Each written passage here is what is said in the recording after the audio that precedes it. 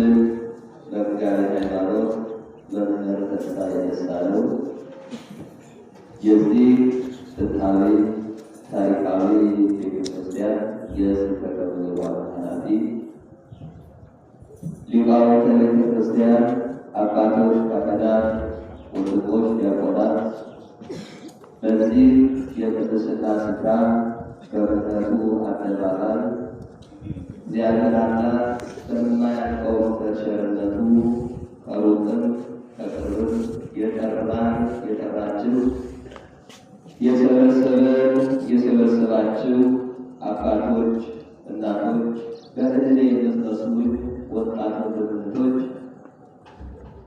ኃጢአትና በደል የሌለባችሁ እግዚአብሔር ለመንግሥቱ ምሳሌ አድርጎ ወንጌል የነገረባችሁ ያስተላለፋችሁ ንጹሐን ሕፃናትን ጨምሮ በአምላካችን በልዑል እግዚአብሔር ፍጹም ሰላም እንደምን አደራችሁ? እግዚአብሔር ይመስገን። አሜን።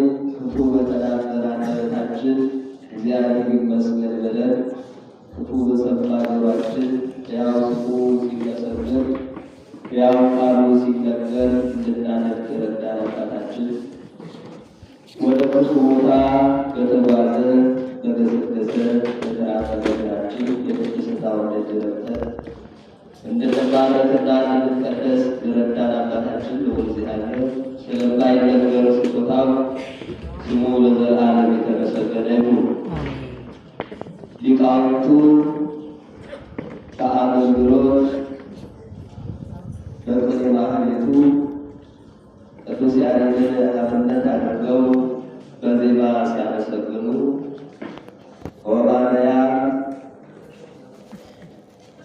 ሰላም ለዝክረ ስምኪ ዘበንትዕቃይሁ ለወልድኪ አምሳለ ደሙ መሰረተ ሕይወት ማርያም ወዘተ መድኃኒት ቀልቡ ያኪ ሰብራይ ዘፈጠረ ለቤተ ዓለሙ እግዚአብሔር ይትባረክ ወይታኮስቱ እያሉ በማህሌት የሚያመሰግኗል።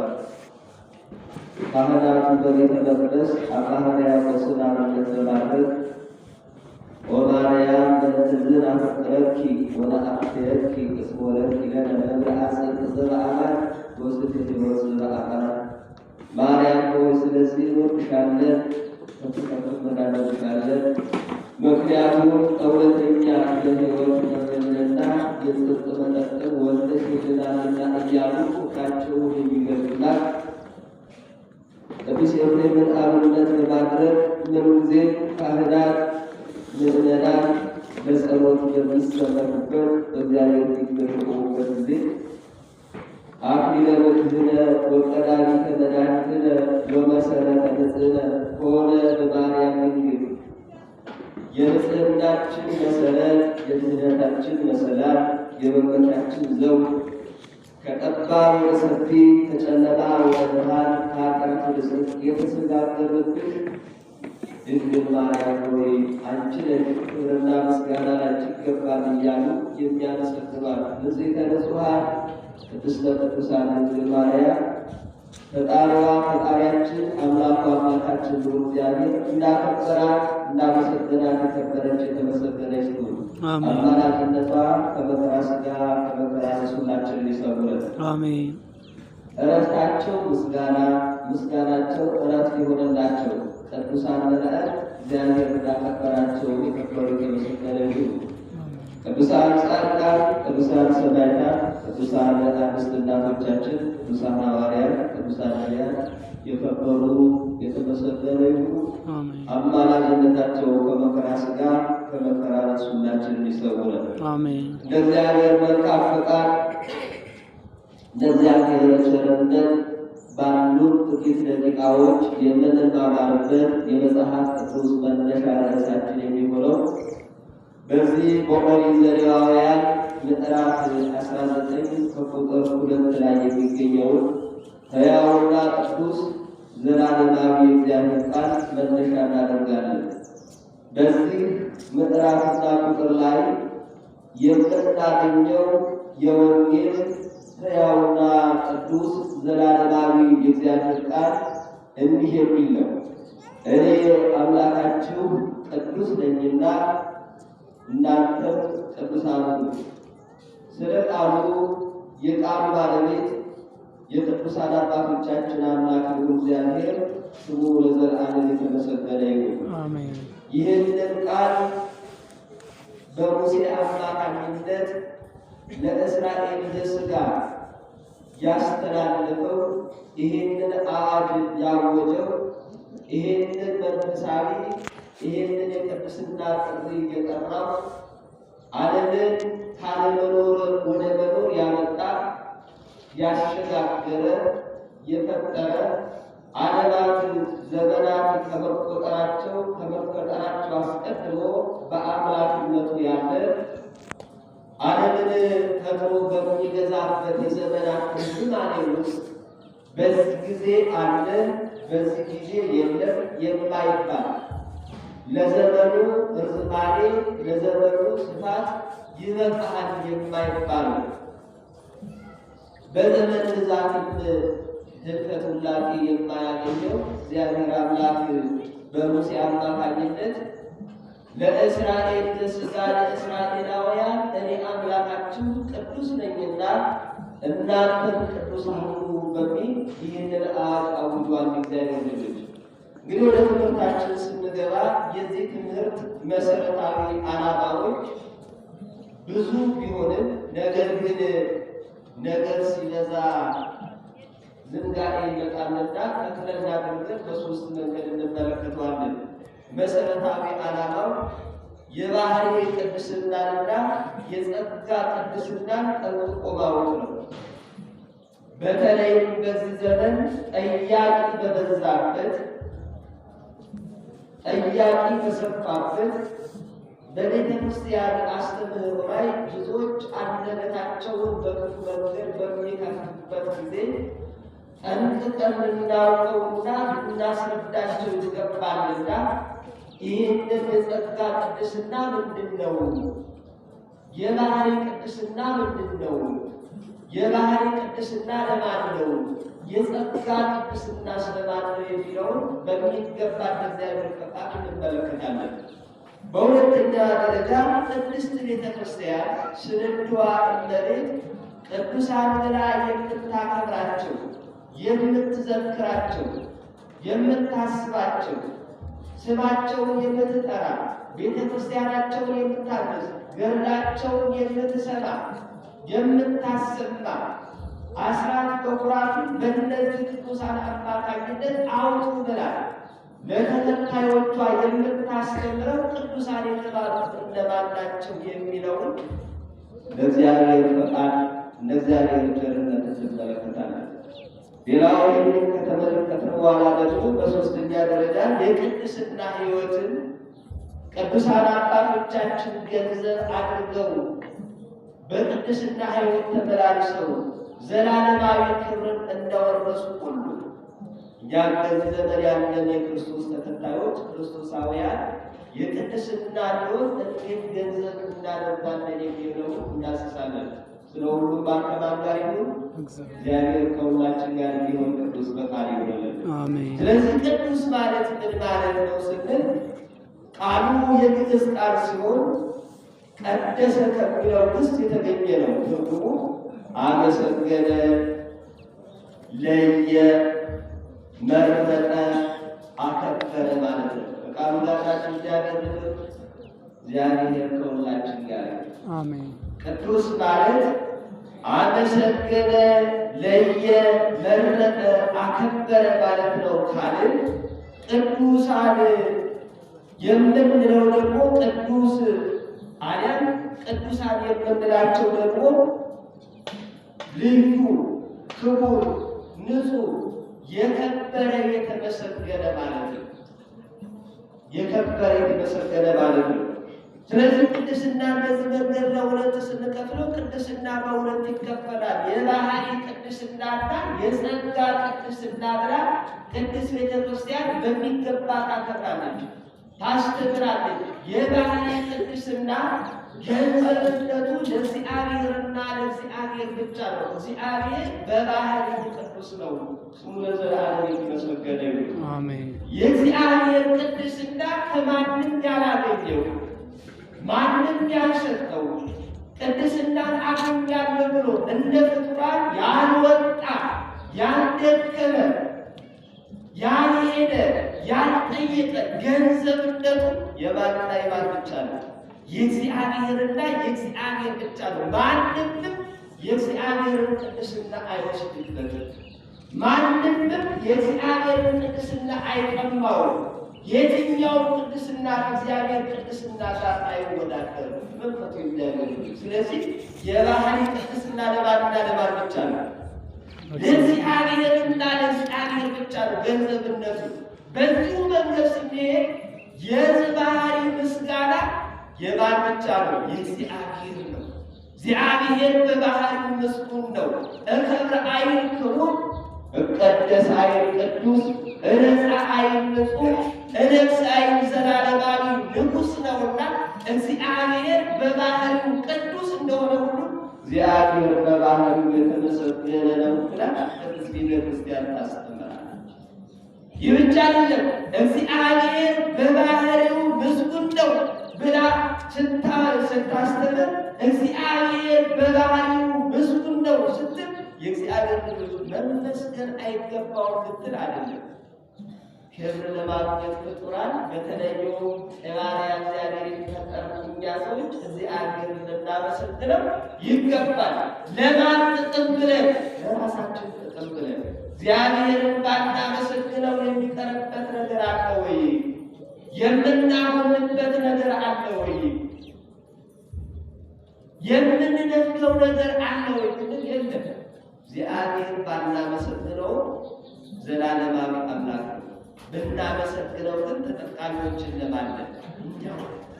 ስለዚህ እግዚአብሔር በባህሪው የተመሰገነ ነው። ምስጋና ገንዘቡ ነው። ሌሎችን ደግሞ እናከብራቸዋለን፣ ሌሎችን ደግሞ እናመሰግናቸዋለን። የጸጋ ምስጋና እንሰጣለን። እግዚአብሔር አክብሯቸዋል። እግዚአብሔር ከፍ አድርጓቸዋል። እግዚአብሔር ወዷቸዋል። መልካም ስራቸው፣ መልካም ሕይወታቸው ለቅድስና ሕይወት አብቅቷቸዋልና እግዚአብሔር ያከበረውን የማክበር ግዴታ አለ። እግዚአብሔር የወደደውን የመውደድ ግዴታ አለ። በረከት ለማግኘት የእግዚአብሔር ልጆች። ስለዚህ እግዚአብሔር በባህሪው ቅዱስ ነው። እግዚአብሔር በባህሪው ምስጉን ነው። ለእግዚአብሔር የምናቀርበው ምስጋና የባህሪ ገንዘቡን ወደ ራሱ መደሰጠው እንጂ እኛ በማመስገናችን የምንጨምርለት ነገር ሆኖ አይደለም። ለእግዚአብሔር የምንሰግደው የእግዚአብሔር የባህሪ ስግደት ይገባሃል፣ የአምልኮ ስግደት ይገባሃል ብለን ነው ለሌሎች ቅዱሳን የምናከብረው። የምንሰግደው ስግደት ደግሞ የጸጋ ስግደት ነው። ይህንን ጠንቅቀን ለይተን ልናውቅ ይገባል። ጥያቄዎቻችን ዛሬ ቅዱስ ሚካኤል ነው፣ ዛሬ ቅዱስ ጊዮርጊስ ነው፣ ዛሬ ቅድስት ድንግል ማርያም ናት፣ የበዓሏ መታሰቢያ ነው ብለን ወደ ቤተ እግዚአብሔር ገስግሰን ስንመጣ እመቤታችንን ያመለክን የሚመስላቸው፣ ለእመቤታችን የሰገድን የሚመስላቸው፣ እመቤታችን አምላክ ናት ያን የሚመስላቸው፣ ቅዱስ ጊዮርጊስ አምላክ ነው ያን የሚመስላቸው፣ ቅዱስ ሚካኤል አምላክ ነው ያን የሚመስላቸው ብዙዎች አሉ። ጠንቅቀን ልንለይ ይገባል፣ ልንለያቸው ይገባል። ለሚጠይቋችሁ ሁሉ መልስ ለመስጠት ምን ለመስጠት አልኳቸው? መልስ ለመስጠት የተዘጋጃችሁ ሁኑ። ስለዚህ እግዚአብሔር የአምልኮ ምስጋና እናቀርባለን፣ ለእግዚአብሔር የአምልኮ ስግደት እንሰግዳለን። እግዚአብሔር በባህሪው ቅዱስ ነው ስንል ደግሞ በተቃራኒ የጸጋ ቅድስና አለ እያለ ነው። በዚህ በትንቢተ ኢሳይያስ ምዕራፍ 6 ከቁጥር 14 ጀምረን ስንመለከት የእግዚአብሔር ልጆች ከቁጥር 3 ላይ ስንመለከት እግዚአብሔር ቅዱስ መሆኑን የምንገልጥበት ቅዱስ ቤተ ክርስቲያን የምታስተምርበት ነቢዩ ኢሳይያስ በራእይ የተገለጠለት በራእይ ያየው እግዚአብሔር ቅዱስ እንደሆነ ምስጋናውን ቅዱስ ነው። ቅዱሳን መላእክት በሰማይ ያለ ዕረፍት እግዚአብሔርን ቅዱስ ቅዱስ ቅዱስ እግዚአብሔር ጸባኦት ፍጹም ምሉዕ ሰማያት ወምድር ቅድሳት ስብሐት ይገኛሉ። በሰማይና በምድር ምስጋና የሞላ ነው። ቅዱስ ቅዱስ ቅዱስ እግዚአብሔር እያሉ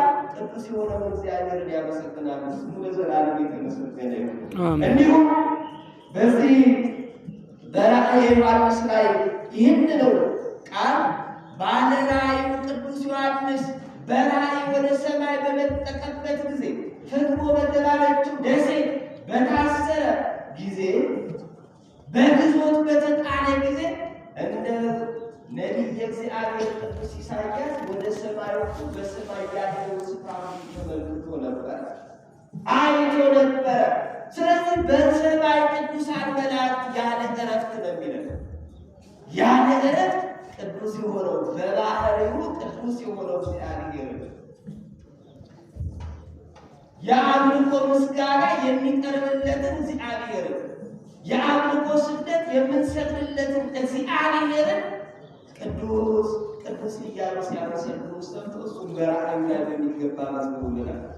በዚህ በትንቢተ ኢሳይያስ ምዕራፍ 40 ቁጥር 25 ላይ ደግሞ መድኃኒታችን እግዚአብሔር አምላካችን በነቢዩ አማካይነት ሕዝቡን እንዲህ ብሎ ይጠይቃቸዋል። የእኔን ቅድስና ከማን ጋር ታወዳድሩታላችሁ? እኔን በማን ትመስሉኛላችሁ? በየትኛው ምሳሌ በዚህ ፍጡር ላይ መስላችሁ ምሳሌ ዘኢየሐንጽ ታደርጉልኛላችሁ? እግዚአብሔርን የሚመስላል እግዚአብሔር አለ የለም። በትንቢተ ኢሳይያስ ምዕራፍ 40 ቁጥር 25 ላይ እንደተመረጠ በማን ትመስሉኛላችሁ? የእኔንስ ቅድስና ከማን ጋር ታነጻጽራላችሁ? ከማን ጋር ታወዳድራላችሁ? በየትኛው ቅዱስ ትመስሉኛላችሁ? የኔን ቅድስና የሚገዳደር ዓለም የሚተካከል የየትኛው ፍጡር ቅድስና ነው ይለናል።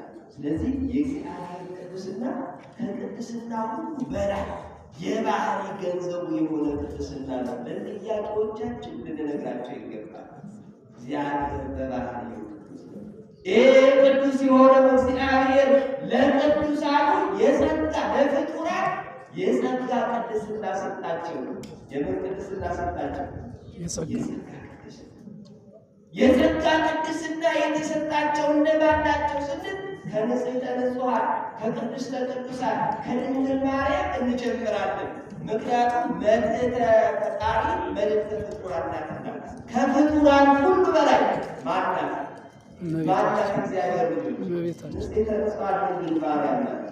ከፍጡራን ሁሉ በላይ የእርሷን የቅድስና ሕይወት ከፍጡራን የሚተካከለው ደግሞ የለም። የጸጋ ቅድስና ቢኖራትም ነገር ግን ቅድስናዋ ከፍጡራን ሁሉ በላይ ነው።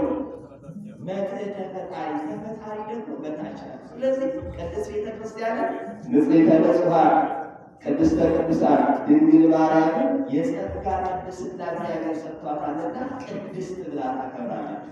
ሌላ በሰውና በእግዚአብሔር መካከል አገልጋዮች ሆነው የእግዚአብሔርን ምሕረት ቸርነት ለሰዎች የሚያደርሱ ለሰዎች የሚያበቁ የሰዎችን ጸሎት ልመና ወደ እግዚአብሔር የሚያቀርቡ ስለ ሰዎች ልጆች በእግዚአብሔር ፊት ለምልጃ የሚቆሙ ያለ እረፍት የሚያመሰግኑ ምስጋናቸው እረፍታቸው ምስጋና የተባለላቸው ቅዱሳን መላእክት ቅድስት ቤተክርስቲያን ማን ብላ ታከብራቸዋለች?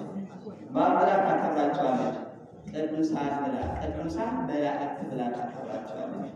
የቅዱሳንን ቅድስና ስንመለከት የጸጋ ቅድስና ብለናል። የምን ቅድስና ብለናል? ሌላው በሶስተኛ ደረጃ የምንመለከተው መጽሐፍት ሳይጻፍላቸው መምህር ሳያስተምራቸው ባልነበረበት ጊዜ በሕገ ልቦና የእግዚአብሔርን አምላክነት በሚገባ ተረድተውና አውቀው ራሳቸውን ከአምልኮት አውቀው ለይተው ለጽድቅ አስገዝተው በንስሐ ሕይወት የተመላለሱ ኃጢአትን የተጸየፉ ቅዱሳን አበው አባቶቻችንን ቅዱሳን ብላ ቅድስት ቤተክርስቲያን ታስተምራለች። ቅዱሳን መጽሐፍት አልተጻፈም፣ በሕገ ልቦና የሚኖሩ ናቸው። በሕገ ልቦና በተሰጣቸው እውቀት አውጥተው አውርደው የእግዚአብሔርን አምላክነት ተረድተው አውቀው እግዚአብሔር ንጹሕ ነው፣ እግዚአብሔር ቅዱስ ነው፣ ስለዚህ እኛ ቅዱሳን ልንሆንለት ይገባል በማለት ራሳቸውን ለቅድስና ሕይወት ያስገዙ አባቶቻችን አበው ቅዱሳን ተብሎ በቅዱስ ቤተክርስቲያን ይከበራሉ። እነ አብርሃምን ስንመለከት እነ አቤልን ስንመለከት፣ እነ መላልኤልን ስንመለከት፣ እነ ያሬድን ስንመለከት ሌሎችንም አርዕስተ አበው የሚባሉት በቅዱስ መጽሐፍ 22ቱ አበው ቅዱሳን በሚገባ ስማቸው በታሪካቸው ተገልጿል። እግዚአብሔር እነዚህም ቅዱሳን ቤተ ክርስቲያን ማን ብላ ታከብራቸዋለች?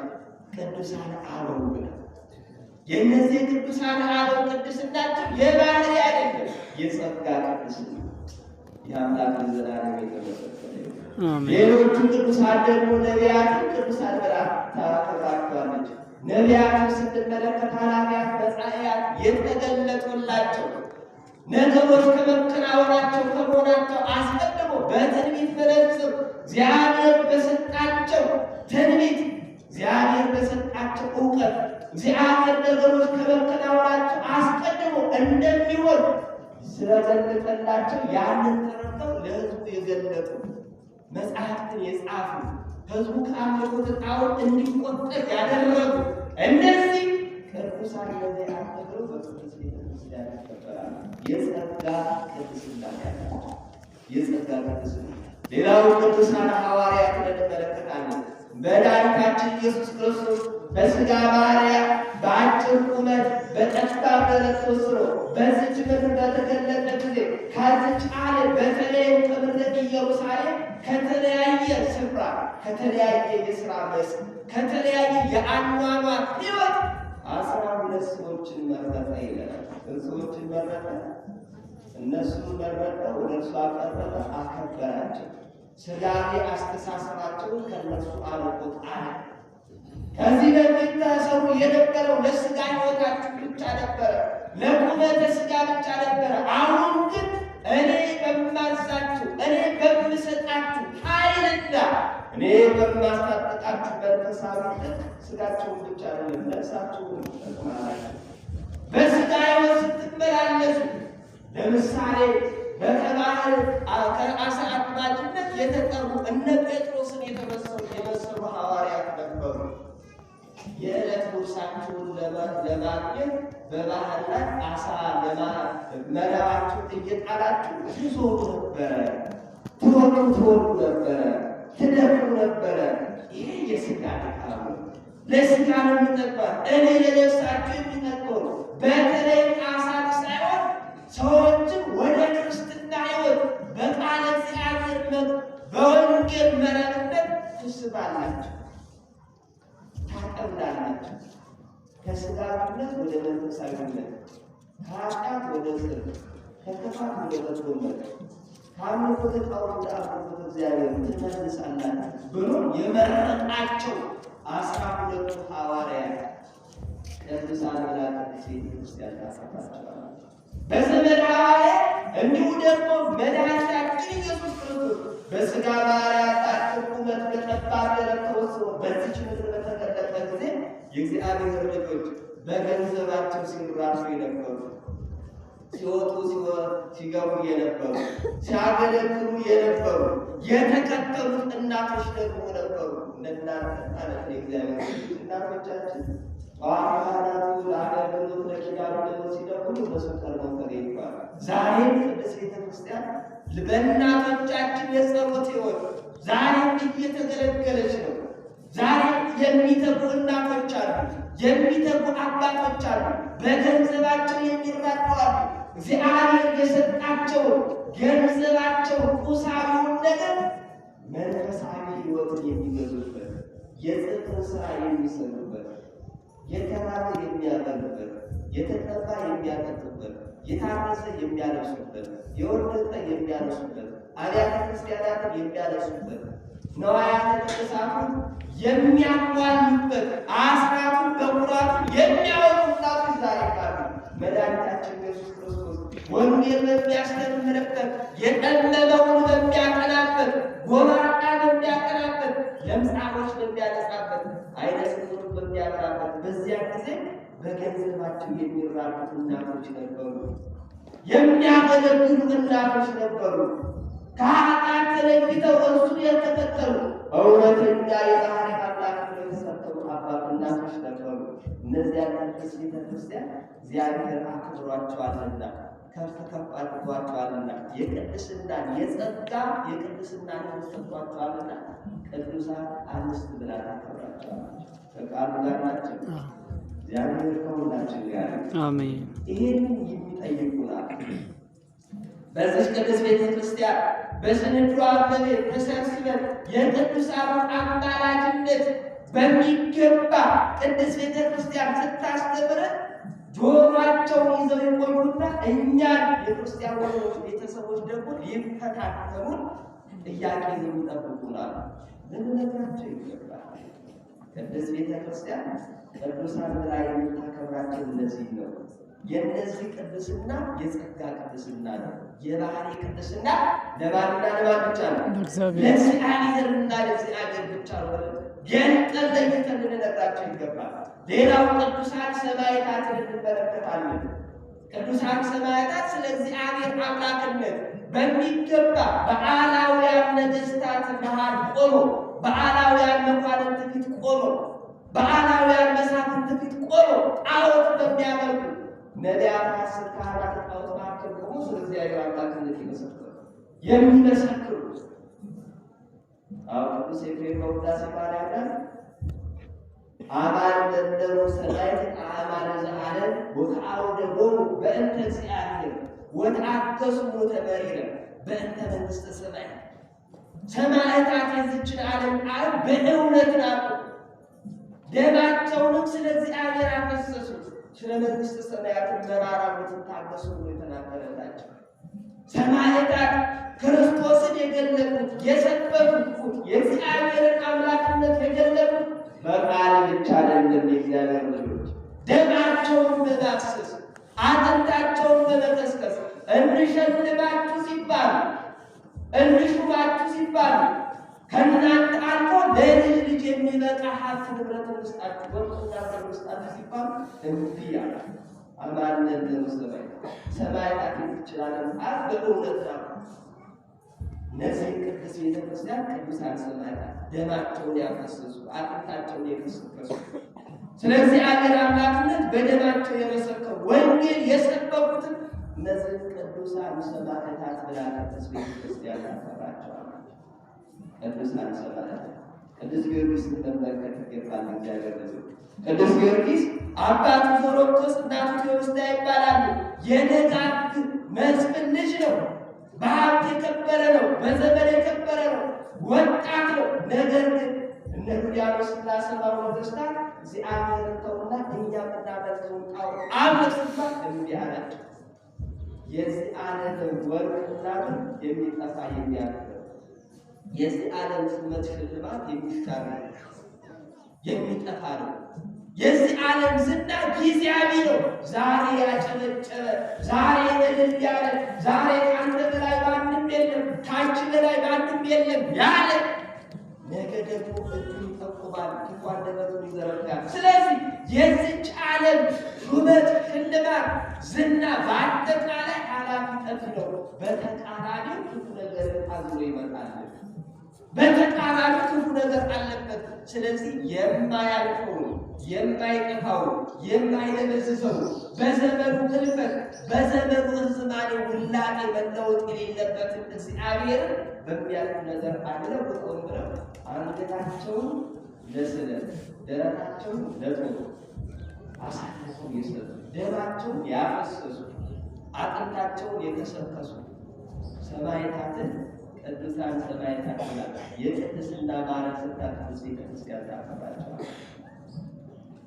ሌላው ደግሞ ስንመለከት ቅዱሳን ጻድቃንን እንመለከታለን። በተለይም በዛሬው ዕለት የምናከብራቸው ታላቁ ጻድቅ ኢትዮጵያዊው ጻድቅ የዋልድባው መስራች ታላቁ መናኝ አባ ሳሙኤልን እንመለከታለን። የእግዚአብሔር ልጆች ጻድቅ ማለት እውነተኛ ማለት ነው። ምን ማለት ነው? እውነተኛ ማለት ነው። ታማኝ ማለት ነው።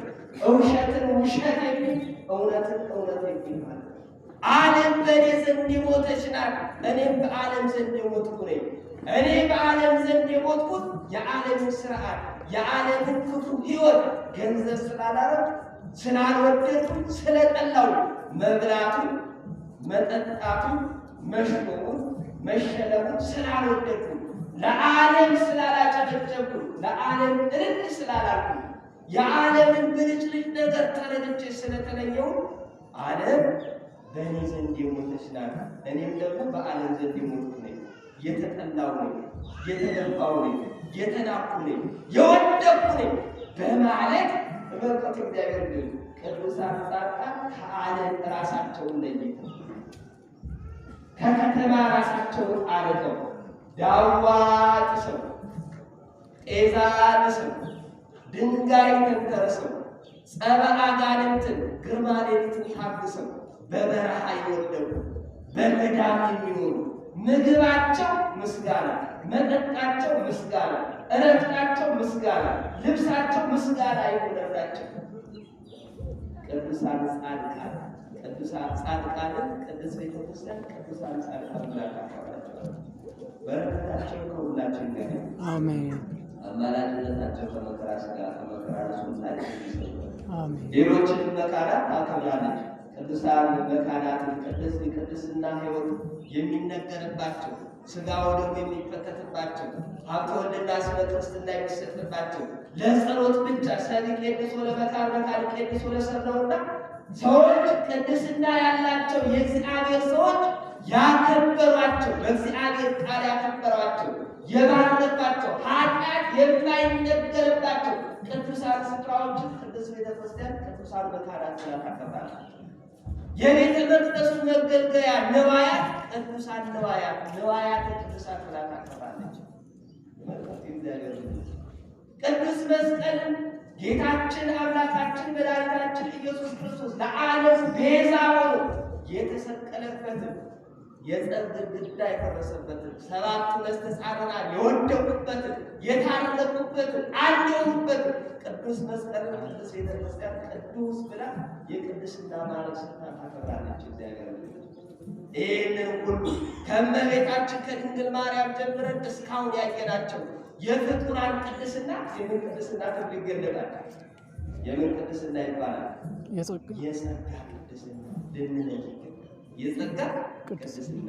ስለዚህ ወደ ቤተ እግዚአብሔር ስንመጣ በቅዱስ ሚካኤል የበዓል ዕለት በአባታችን ለኢትዮጵያዊ ጻድቅ አቡነ ሳሙኤል የበዓል ዕለት በእመቤታችን በድንግል ማርያም የበዓል ዕለት በቅዱስ ጊዮርጊስ የበዓል ዕለት በሌሎችም ቅዱሳን ወደ አብያተ ክርስቲያን በዓላቸውን ለማክበር ስንሄድ እልል እያልን ስማቸውን እያልን ስናመሰግን የእግዚአብሔር ልጆች ያላወቁ እግዚአብሔርን ትተው ይኸው ፍጡራንን ያመልካሉ፣ ጊዮርጊስን ያመልካሉ፣ ሚካኤልን ያመልካሉ፣ ድንግል ማርያምን ያመልካሉ ለሚሉ መልስ ልንሰጥ የተዘጋጀልን ይገባል። እግዚአብሔር አክብሯቸዋልና እኛም እናከብራቸዋለን። እግዚአብሔር ከፍ አድርጓቸዋልና እኛም ከፍ እናደርጋቸዋለን። ለእግዚአብሔር የምናቀርበው ምስጋና የባህሪ የአምልኮ ምስጋና ነው። ለቅዱሳኑ ደግሞ የጸጋ ምስጋና ነው። ይህ ብቻ አይደለም። እርስ በርሳችን የጸጋ ክብሮት እንከባበራለን አይደል? አሁን ዝቅ ብለን ሰላምታ ስንሰጣት ዝቅ ብለን ስንከባበር አንዳችንን አመለክን ማለት ነው ወይ? አይደለም። እግዚአብሔር አክብሮ ፈጥሮናል። ስለዚህ እርስ በርሳችን ልንከባበር፣ እርስ በርሳችን ልንዋደድ፣ እርስ በርሳችን ልንፋቀር፣ እርስ በርሳችን ልንተሳሰብ ይገባል። ስለዚህ እግዚአብሔር አክብሮናልና እርስ በርሳችን በበጎ ክብር እንተያያለን፣ ሰላምታ እንሰጣጣለን። ስለዚህ በሚገባ ጠንቅቀን ልናውቅ ይገባል። በዛሬው ዕለት እንደ ቅድስት ቤተክርስቲያን አስተምህሮ በሚገባ የዕረፍት በዓላቸውን የምናከብርላቸው ቅዱሱ ጻድቁ አቡነ ሳሙኤል ኢትዮጵያዊ ጻድቅ ናቸው። የእርሳቸውን ጥቂት ሕይወት ተመልክተን ትምህርታችን እንደመድማለን። ጻድቅ ማለት ምን ማለት ነው? እውነተኛ ምን ማለት ነው? ከቃሉ ጋር ናቸው። ከቃሉ ጋር ናቸው። እግዚአብሔር ከሁላችን ጋር አሁን እየሰማችሁ ነው። እግዚአብሔር ጸሎት ልመናችንን ይስማ። እግዚአብሔር ልጆች እንግዲህ ወደ ቅድስት ቤተክርስቲያን ስንመጣ እንደው ስጋችንን ብቻ አይደለም ይዘን መምጣት ያለብን፣ ነፍሳችንንም ሕሊናችንን ስብስብ አድርገን ይዘን መምጣት ያለብን። ያለበለዚያ አካላችን እዚህ ተቀምጦ በሕሊናችን ሌላ ጓዳ የምንገባ ከሆነ ስራ ቦታ የምንሄድ ከሆነ ባልንጀሮቻችን ጋር የምንሄድ ከሆነ ከአውደ ምሕረቱ የሚነገረው ቃል እግዚአብሔር በውስጣችን የለም ማለት ነው። ነቃችን ይነጥቀናል። እዚህ ስንመጣ እንደምንለብሰው ኩታ ስናወልቅ እንደሚወልቅ ሁሉ ስንወጣ ምን ይዛችሁ መጣችሁ ስንባል ምን ትነግሩናላችሁ ቢባል የሚነገር ነገር ከሌለ አሳፋሪ ነው፣ ከባድ ነው። ስለዚህ እንቅልፍ ሕሊናችንን ሰብስበን እንድንሰራ ማን ይርዳን? አምላከ ቅዱሳን በቸርነቱ እንዲረዳን ቅዱስ ፈቃዱ ይሁንልን። ኢትዮጵያዊው ጻድቅ አቡነ ሳሙኤል ኢትዮጵያዊ ናቸው። በዚህ ደስ ሊለን ይገባል። ኢትዮጵያ እጆቿን ወደ ማን ትዘረጋለች? ወደ እግዚአብሔር ትዘረጋለች። ኢትዮጵያ ሲባል ሳሩ፣ ቅጠሉ፣ ሜዳው፣ ወንዙ፣ ተራራው፣ ሸንተረሩ አይደለም። ኢትዮጵያ ሲባል ኢትዮጵያውያን እኛ ሰዎች ነን። በዚች ከተማ ላይ በዚች ሀገር ላይ የምንኖር ከሕፃን እስከ አዋቂ፣ ከባለጸጋ እስከ ድሃ፣ ከመሪ እስከ ተመሪ፣ ከሊቅ እስከ ደቂቅ ሁላችን ኢትዮጵያውያን እንባላለን። ስለዚህ ኢትዮጵያ እጆቿን ወደ እግዚአብሔር ትዘረጋለች ብሎ መዝሙረኛው አምላከ ዳዊት በመዝሙሩ በትንቢቱ ሲነግረን ኢትዮጵያውያን ሲነግረን ሜዳው ሸንተረሩ አይደለም፣ ወንዙን አይደለም፣ ቅጠሉ ድንጋዩ አይደለም እግዚአብሔር። ስለዚህ ሕፃናት እጃቸውን ወደ እግዚአብሔር ይዘረጋሉ። ወጣቶች እጆቻቸውን ወደ እግዚአብሔር፣ አንደበታቸውን ለምስጋና ይዘረጋሉ። አረጋውያን አባት እናቶች ለምስጋና አንደበታቸውን ወደ እግዚአብሔር ይከፍታሉ፣ ይዘረጋሉ። የተማረው ያልተማረው እጁን አንደበቱን አስተባብሮ ወደ ማን ይዘረጋል? ወደ እግዚአብሔር ይዘረጋል። እኛ ሰዎችን ለማለት በተለይም በቅዱስ መጽሐፍ ከ46 ጊዜ በላይ ኢትዮጵያውያን በቅዱስ መጽሐፍ ተመዝግበናል። ከነ ክብራችን፣ ከነ አለባበሳችን፣ ከነ አመጋገባችን፣ ከነ እንግዳ ተቀባይነታችን የኢትዮጵያ ድንኳኖች በቅዱሳን ሲጨናነቅ አየሁ ይለናል ነቢዩ ሆሴዕ። የኢትዮጵያ ድንኳኖች በቅዱሳን በእውነተኛ ሰዎች የቅድስና ሕይወት ባላቸው ሰዎች ሲጨናነቁ አየሁ። ስለዚህ ኢትዮጵያ የቅድስና ሀገር ናት፣ የቅዱሳን ሀገር ናት፣ የእውነተኞች ሀገር ናት፣ የአምልኮ እግዚአብሔር ሀገር ናት። የባህል አምልኮ ሀገር አይደለችም። የጣዖት አምልኮ ሀገር አይደለችም። ከ46 ጊዜ በላይ በቅዱስ መጽሐፍ ስትገለጥ ከእግዚአብሔር ጋር ተጣጣለች። በመንፈሳዊነት ተገኝታለች፣ በክብር ተገኝታለች። የኢትዮጵያ ድንኳኖች ሲጨናነቁ አየሁ። መድኃኒታችን እግዚአብሔር አምላክን በነቢያቱ ላይ አድርጎ ሲናገር ተመልከቱ። መድኃኒታችን ኢየሱስ ክርስቶስ የተወለደው በምድረ ኢየሩሳሌም ነው። የተወለደበትን ሀገር አላነሳም፣ እንዲህ ከፍ አላደረገም፣ አላከበረም፣ እንዲህ ብሎም አልተነገረም። ነገር ግን ስለ ኢትዮጵያ እንዲህ አለ። ኢትዮጵያ ነብር ዥንጉርጉርነቱን እንደማይለውጥ ሁሉ ኢትዮጵያውያንን ኢትዮጵያዊነታቸው፣ የእግዚአብሔር ልጅነታቸው፣ በጎ አምልኮታቸው፣ የቅድስና ሕይወታቸው፣ የከበረ ማንነታቸው፣ ስብዕናቸው አይለውጡም ተብሎ በቅዱስ መጽሐፍ ተነግሯል። እግዚአብሔር ምን አይነት የሚያስደስት ቃል ነው! ዛሬ ግን በዚህ ክብር ላይ ነው ያለነው፣ በዚህ ልዕልና ላይ ነው ያለነው።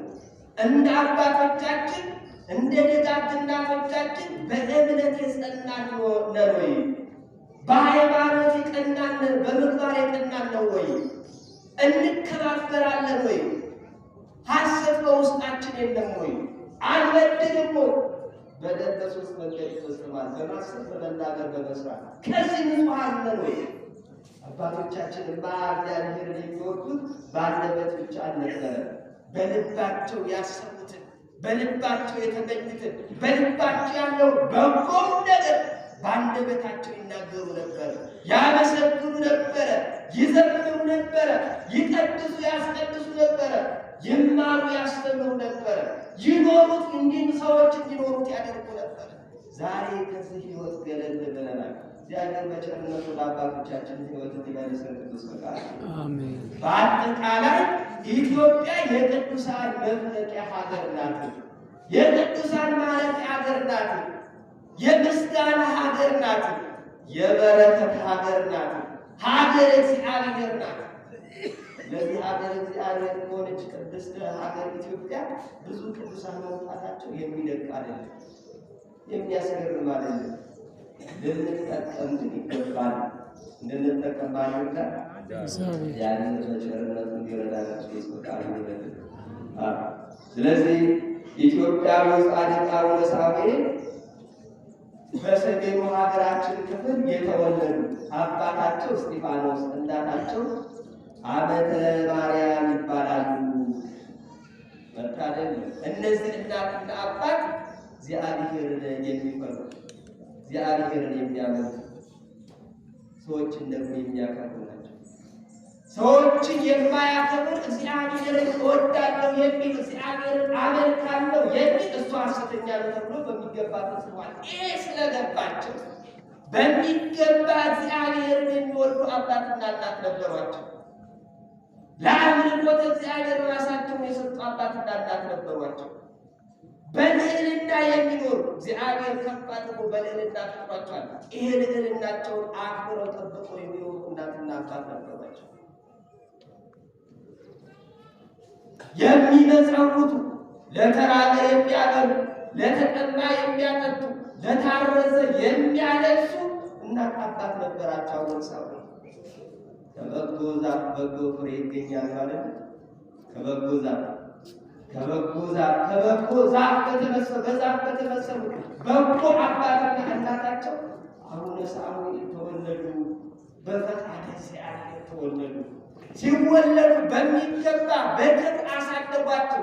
እድሜያቸው ለትምህርት ሲደርስ መንፈሳዊ ጥበብን መንፈሳዊ እውቀትን እንዲያውቁ እንዲማሩ ለካህናት አብዝተው ሰጧቸው። ለቤተ እግዚአብሔር አገልጋዮች ሰጧቸው። ልጆቻችን አንደበታቸውን ሲከፍቱ ለትምህርት እድሜያቸው ሲደርስ ወዴት ነው የምንወስዳቸው? እግዚአብሔር ልጆች ወደ ቤተ እግዚአብሔር እንዳመጣቸዋለን። ለካህናት አባቶቻችን እንሰጣቸዋለን። ለሰንበት ትምህርት ቤት አገልጋይነት እናስመዘግባቸዋለን። ቃለ እግዚአብሔር እንዲማሩ እንረዳቸዋለን። ዲያቆናት እንዲሆኑ ካህናት እንዲሆኑ እንረዳቸዋለን። ያው ልጆቻችን ምን ልትሆን ትፈልጋለህ ሲባል ዶክተር፣ ፕሮፌሰር፣ ጠቅላይ ሚኒስትር፣ ፓይለት አብራሪ ጦር ስጋዊውን ነገር እንዲናገሩ ታደርጋቸዋለን። ሳትብሏቸው ዲያቆን መሆን እፈልጋለሁ ማለት ለምን ትፈልጋለህ? መንፈሳዊ ሕይወትን ልጆቻችን እንዲለቁ አደረግናቸው። የቅድስና ሕይወትን እንዲለቁ አደረግናቸው። የቤተ እግዚአብሔር አገልጋይነትን እንዲለቁ አደረግናቸው። ስለዚህ በዚህ የተነሳ ድንጋይ ተወራዋሪ በዛ። በዚህ የተነሳ ደም አፍሳሽ በዛ። በዚህ የተነሳ ተመልከቱ እግዚአብሔር ልጆች ዘመናችንን ጊዜያችንን ዞር ብለን ተመልከቱ። ለዚህ አንድምታ ብቻ ያስፈልገው አንድም እየተባለ ምክንያቱም ጊዜው አስተማሪ ስለሆነ ያስቀመጥነውን እያገኘን ስለሆነ ከመንፈሳዊ ሕይወት እያካፍላቸው አገልጋይ ሆናለን ሲሉ እንዲያቀበሉ እያደረግናቸው አስቀያሚ ነገር እየነገርናቸው ዲያቆን ማለት ካህን ማለት እንደዚህ ማለት አገልጋይ ማለት እያዳቀናቸው መንፈሳዊ ሕይወት ልጆቻችን ቤት ባያገኙ የቅድስና ሕይወትን እንዴት ይምጣ? እንደ አባቶቻችን ዘመን የመከባበሩ ዘመን እንዴት ይምጣ? ስለዚህ ዞር ብለን ራሳችንን ልንመረምር ይገባል። በተለይ ወላጆች ልጆች አስተዳደራችንን የትኛው እውቀት ነው ቦታ እየሰጠን ያለነው? ልጆቻችን በየትኛው መንገድ ነው ተስለው በሚገባ በምግባር በሃይማኖት ቀንተው እንዲወጡ እንድናደርግ የሚገባው ልንመረምር ይገባል። ልጆቻችን ወደ ቤተ እግዚአብሔር ሲመጡ በቤተ እግዚአብሔር መንፈሳዊ ነገር ነው ያለ። ኃጢአት አይነገር፣ ውሸት አይነገር፣ ክፋት የለም፣ ጸብ ክርክር የለም። እግዚአብሔር ከራስ ከጉልላቱ ጀምሮ እስከ መሰረቱ ድረስ ቅድስት ቤተክርስቲያን ክርስቶስን ትሰብካለች። ካህናት አባቶቻችን ክርስቶስን ይሰብካሉ። ካለባበሳቸው ጀምሮ የቤተ እግዚአብሔር አገልጋዮች መጻሕፍት ናቸው። ስለዚህ ወደ ቅድስት ቤተክርስቲያን ልጆቻችንን ማምጣት ማትረፊያና ማትረፊያ ትልቅ መንገድ እንዲህ እንድናደርግ አምላከ ቅዱሳን በቸርነቱ ይርዳን። አሜን። ወሰዱ ልጃቸው የተወለደው የሚያምረው ልጃቸው በፈቃደ እግዚአብሔር የተወለደው አባታቸው እስጢፋኖስና በተማርያም ወሰዱና ለቤተ እግዚአብሔር ሰጡ። አገልጋይ እንዲሆን መንፈሳዊውን እውቀት እንዲያገኙ መንፈሳዊ ጥበብን እንዲማር ቅዱሳት መጽሐፍትን ከአባቶቹ ድርሰቶች ብሎ እንዲመረምር እንዲያጠና ሰጡ። በቤተ እግዚአብሔር በሚገባ ተኮትኩቶ አደገ። ሲያድግ እንዲሁ መማር ብቻ አይደለም፣ በጸሎት የታገዘ ስብዕና ነበራቸው። በጾም የታገዘ ስብዕና ነበራቸው። በመታዘዝ በትህትና የታገዘ ስብዕና ነበራቸው። እግዚአብሔር ስንገኝ ይህን ነው እንማራለን። ትህትናን እንማራለን። ፍቅርን እንማራለን። አርቆ ማሰብን እንማራለን። ሊቁ ጠቢቡ በዚህ በመጽሐፈ ሲራክ ላይ እንዲህ ይለናል። በምዕራፍ 1 ቁጥር 26 ላይ ጥበብ ይሩሃል፣ እውቀት ይሩሃል፣ ማስተዋል ይሩሃል፣ አርቆ ማሰብ ይላል። እግዚአብሔርን መፍራት ነው። ለነፍስ ድህነት ትሰጣለች፣ ስጋንን ታሳርፋለች ይላል።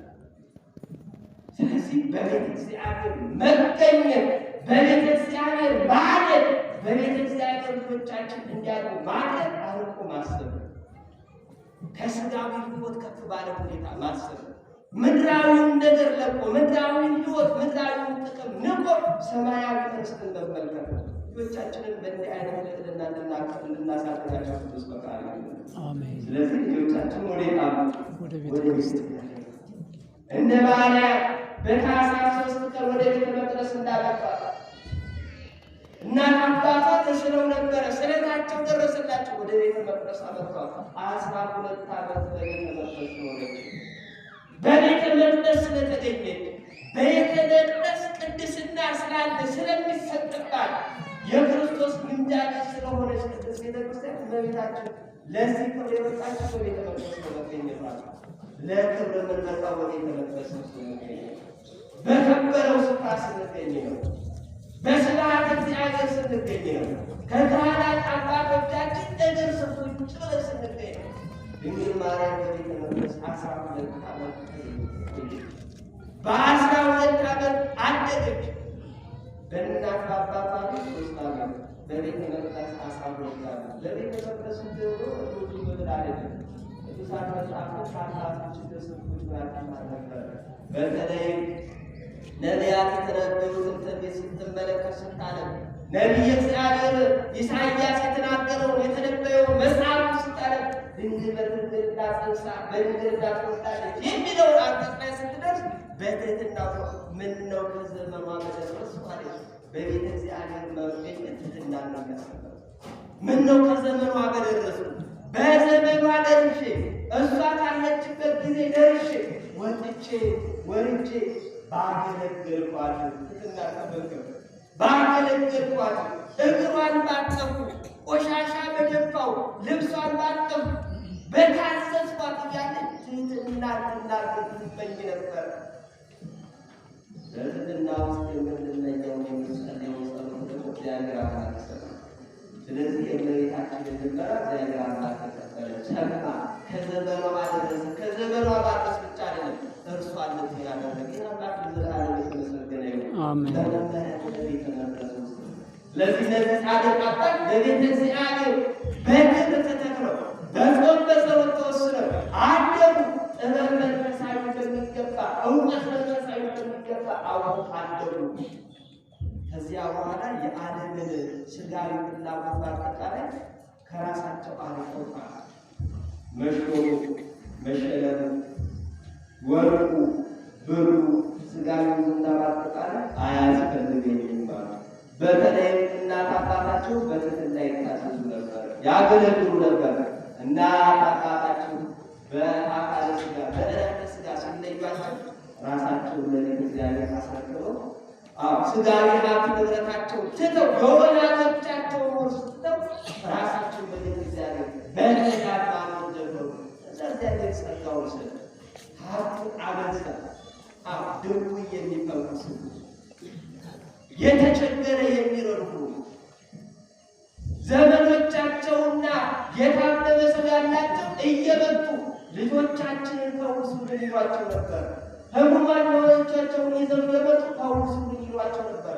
ከጸሎት አስተጓጎሏቸው። ስለዚህ ወደማይታወቁበት ስፍራ መጽሐፋቸውን ይዘው በሚጓዙበት ጊዜ ማየ ተከዜ ደረሱ። ታላቅ ባህር ጋር ደረሱ። ሊሻገሩ አልቻለም። የማይችሉ ስፍራ ላይ ምክንያቱም ዋና አይችሉም፣ መቅዘፍ አይችሉም። ግራ ገባቸው። ልብሳቸውን የክብር ልብሳቸውን ለብሰዋል፣ የምንኩስና ልብሳቸው።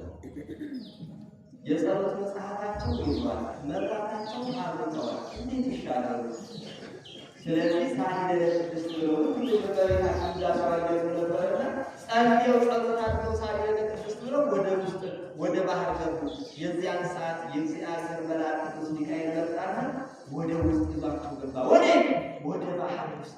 ባህሩ ስር ለስር ውሃ ሳይነካቸው ባህሩን ተሻገሩ። እግዚአብሔር ባህሩን ተሻገሩ። ባህሩን መሻገር ብቻ ነው የሚያስደንቀው። የያዙት መጽሐፍ አልራሰም፣ ውሃ አልነካውም። የያዙት መብራት አልጠፋም። ከሰናክላቸው ከልብሳቸው አንዷን ቅንጣት እንኳን ቅዝቃዜ አላረፉበትም። በሰላም ተሻገሩ ወንዙ። ስለዚህ ያንን ወንዝ ተሻገረው በሄዱበት ስፍራ ላይ በጸሎት ተከሉ። እሳቸው በሚኖሩበት ስፍራ ላይ አንበሶች ይሰማሩ ነበር፣ ነብሮች ይሰማሩ ነበር። እሳቸው ከቤታቸው ከእልፍኛቸው ከዋሻቸው ወጥተው እያሉ የሚያስፈራውን አንበሳ ይመክሩት ነበር እየከረዱ በእጃቸው። ምን አይነት ጸጋ እግዚአብሔር ለቅዱሳን የተሰጣቸው ጸጋ ነው። ለቅዱሳን የተሰጣቸው ልዩ በረከታቸው ከሁላችን ጋር አሜን። እነዚህ አንበሶች እሾህ ሲወጋቸው ሲያለቅሱ እግራቸው ሲያፈጥባቸው እየያዟቸው ይመጡላቸው ነበረ። እሾሁን ያወጡላቸው ነበር፣ ያክሟቸው ነበር። የሚያስፈሩት አናብስት ለአቡነ ሳሙኤል አጫዋቾች ታዛዦች ነበሩ። የማይተናኮሏቸው ነበሩ፣ ጠባቂያቸው ነበሩ።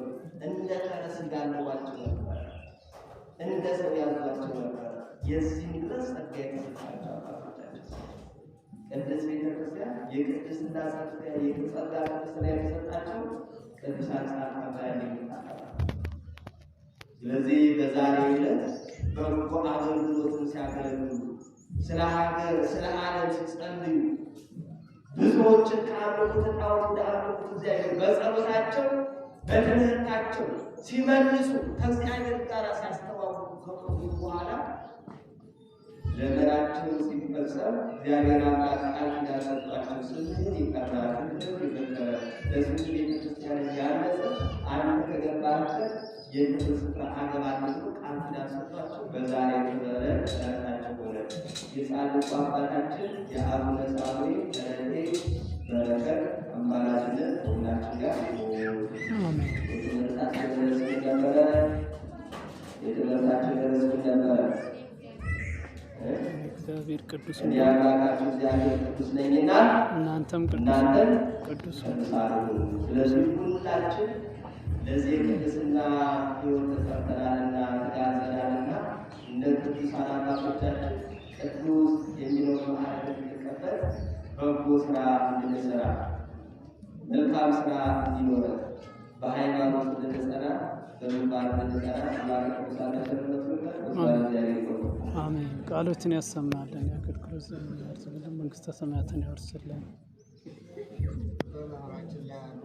እግዚአብሔር አምላካችን የራቀውን አቅርቦ የተሰወረውን ገልጦ የረቀቀውን አውጥቶ ለእኛ የሚረባንና የሚጠቅመን ስላስተማረን አምላካችን ልዑል እግዚአብሔር ስሙ የተመሰገነ ይሁን። አሜን። ለመምህራችን መላእክተ ወንጌል ምህረት ለማርያም እግዚአብሔር አምላካችን ቃሎትን ያሰማልን። አሜን። ቃሎትን ያሰማልን።